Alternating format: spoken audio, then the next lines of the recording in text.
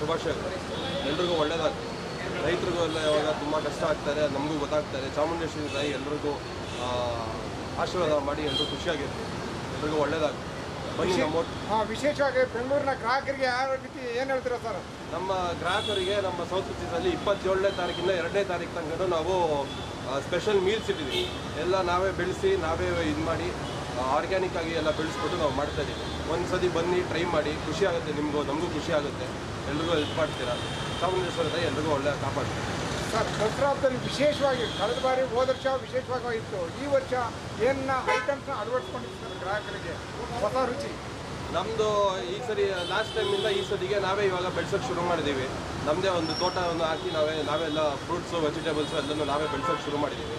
ಹೊರಗಡೆ ಗೊಂಬೆನೂ ಎಲ್ಲ ಕೂರಿಸಿದ್ದೀವಿ. ಒಂದು ಸರಿ ಬಂದು ನೋಡಿ. ಆನೆನೂ ತರಿಸಿದ್ದೀವಿ. ನೀವು ಫೋಟೋ ಎಲ್ಲ ತೊಗೊಂಡು ನಿಮಗೂ ಎಲ್ಲರಿಗೂ ದಸರಾದಲ್ಲಿ ಖುಷಿ ಆಗಲಿ.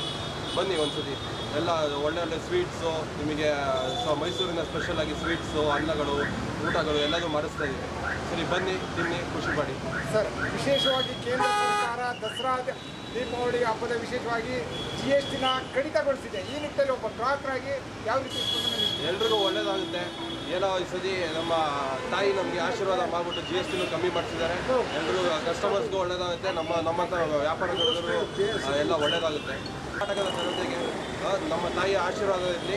ನಮ್ಮ ದಸರಾ ಹಬ್ಬದ ಆರ್ಥಿಕ ಶುಭಾಶಯ.